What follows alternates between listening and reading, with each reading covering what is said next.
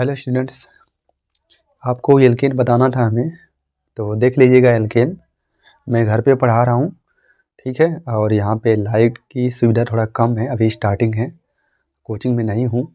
आप सामने भी देख सकते हैं, लेकिन हाँ, मैटर आप तक पहुँचना चाहिए। तो एल्केन को समझिएगा।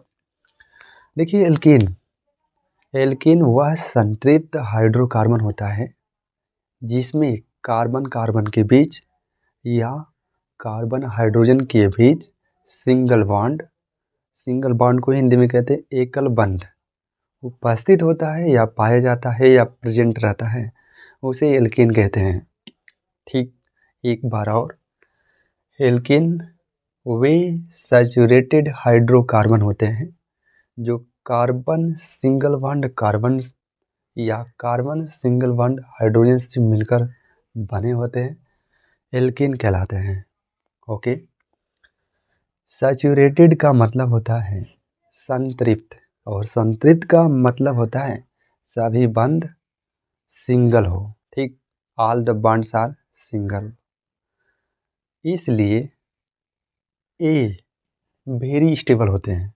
मतलब एक मतलब क्या हो रहा है, एल्कीन बहुत स्टेबल होता है, और स्टेबल होने के कारण जो एल्कीन होता है उसे हम पैराफिन भी कहते हैं। और जो पैराफिन होता है लैटिन वर्ड के पैरम प्लस एफिनिस से मिलकर बना है। पैरम का अर्थ होता है लिटिल, और एफिनिस का मतलब होता है एफिनिटी, और एफिनिटी का मतलब होता है लगाव। ठीक है, और लिटिल मतलब जानते ही हैं आप, थोड़ा बहुत। तो थोड़ा बहुत लगाव होता है एक दूसरे से। तो जहाँ पे सिंगल बॉन्ड होता है एक दूसरे से जुड़ते हैं कि नहीं, जुड़ करके देखिए, ऐसा आप अगर कंपाउंड आपको ब्यूटेन बनाना है, प्रोपेन बनाना है, ऑक्टेन बनाना है, तो आप क्या करते हैं, सबसे पहले सबको जोड़ के रखते हैं। समझ ना कि नहीं, सबको जोड़ के रखते हैं, यानी थोड़ा बहुत लगाव, एक दूसरे से लगाव रखते हैं पहले, तब जाकर कंपाउंड को यानी सराउंडेड एटम को आप जोड़ते हैं, लगाते हैं। सराउंडेड एटम जैसे चार इधर जो जुड़ेंगे, समझ में आ रहा है कि नहीं, समझ गए ना। तो इनको पैराफिन क्यों कहा जाता है, क्योंकि इस पैराफिन का मतलब होता है एक दूसरे एटम से लगाव, थोड़ा बहुत लगाव, कुछ ना कुछ लगाव। ठीक, तो देखिएगा, सैचुरेटेड मीन्स क्या होता है, सिंगल बॉन्ड होता है। They are chemically less reactive, ये रासायनिक रूप से क्या होते हैं, कम सक्रिय होते हैं। और कम सक्रिय होने का जो कारण होता है वह है डीलोकलाइजेशन ऑफ इलेक्ट्रॉन या डीलोकलाइजेशन ऑफ पाई इलेक्ट्रॉन्स। तो पाई इलेक्ट्रॉन का डीलोकलाइजेशन होता है, सिंगल बॉन्ड का डीलोकलाइजेशन नहीं होता है।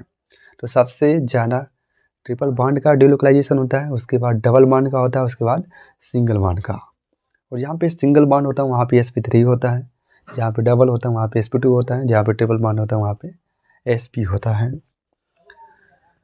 मीथेन, जिसको हम CH4 कहते हैं, इस परिवार का मतलब एल्किन की बात हो रही है। एल्किन का जो फर्स्ट मेंबर होता है, ठीक है, वह मीथेन होता है। फॉर एग्जांपल, जैसे इसका जो सामान्य सूत्र होता है CnH2n+2 होता है। अगर इस फार्मूले में अगर n का मान अगर हम रखना चाहें तो कोई सा भी रख सकते हैं, 1 2 3 4 5 6 10, ठीक है, ETC इनफाइनाइट, कोई भी इंटीजर वैल्यू हो सकता है। ठीक है, तो अगर हम इसमें एक रखें तो n=1 बराबर CH4 या C1H4 भी बोल सकते हैं। इसे हम मीथेन कहते हैं। नाम में पता चल रहा है सब क्या आ रहा है, एन आएगा, जो कि मैं यहाँ पे लिखा हूँ, क्योंकि नोमेनक्लेचर में जो आपको बताऊँगा तो अभी जस्ट बताऊँगा। तो देखिए, n=1 के लिए, n=2 के लिए इथेन, 3 के लिए प्रोपेन, 4 के लिए ब्यूटेन, 5 के लिए पेंटेन, 6 के लिए हेक्सेन, 7 के लिए हेप्टेन, 8 के लिए ऑक्टेन, 9 के लिए नोनेन, 10 के लिए डेकेन। ठीक है, तो देख रहे हैं कि सब में कॉमन चीज़ आ रहा है, एन लास्ट में आ रहा है, तो उसे ही हम लोग क्या कहते हैं, एल्केन कहते हैं। देखिए, सोर्स ऑफ एल्केन, एल्कीन के स्रोत की अगर हम बात करें तो वो मिनरल्स, ऑयल्स या पेट्रोलियम। पेट्रोलियम दो तरीके से आप लिख सकते हैं, इस प्रकार से और इस प्रकार से भी लिख सकते हैं। नेचुरल गैस या मिनरल ऑयल, ठीक है, या पेट्रोलियम, इसके स्रोत हैं किसके, एल्केन के, क्योंकि इसमें सबसे अधिक मात्रा में कार्बन पाए जाते हैं, ठीक है, और कार्बन कार्बन के बीच में सिंगल बॉन्ड होता है। ओके, नोमेनक्लेचर की बात करें, देखिए नेचुरल गैस की बात कर लेते हैं। नेचुरल गैस में 8% मीथेन होता है, 10% इथेन होता है, 3% प्रोपेन होता है। यह प्रश्न पूछा गया है।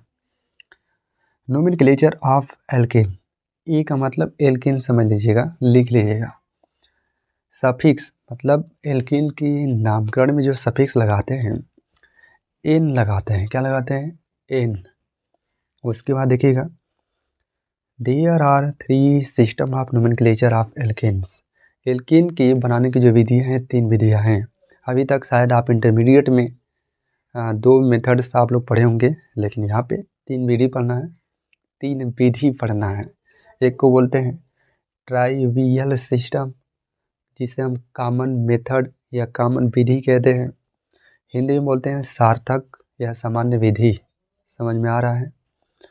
देखिए, ट्राइवियल सिस्टम का मतलब क्या है। सार्थक विधि हम उस विधि को कहते हैं जिसको करने के लिए कोई रूल्स नहीं है, ठीक है, या कोई रूल्स नहीं होता है, विदाउट रूल्स वर्किंग। समझ रहे हैं कि देखिए, इस नोमेनक्लेचर में कोई मेथड या नियम की ज़रूरत नहीं होती है। तो ज़रूरत नहीं होती तो हम नाम कैसे रख लेते हैं, कंपाउंड के पाए जाने के आधार पर, सोर्स के आधार पे, टेस्टिंग के आधार पर उसका अलग अलग नामकरण किया गया है। और एक ही यौगिक के कई सारे नाम हो सकते हैं, उसे हम बोलते हैं कॉमन नेम, ठीक। अब इसमें जैसे फॉर एग्जांपल, जैसे मीथेन को हम मार्स गैस कहते हैं, जिसे हम CH4 कहते हैं, ठीक। अब मार्स गैस क्यों कहते हैं, दलदली स्थानों पर पाए जाने के कारण इसे हम मार्स गैस कहते हैं, ठीक है। पेड़ पौधों के सड़ने से जो गैस प्राप्त होती है, तो सड़ने के आधार पर, बिहेवियर के आधार पर, तो उसे हम बोलते हैं मार्स गैस, मीथेन कहते हैं, ठीक है। और इसे ही हम फायर डैम्प गैस भी कहते हैं।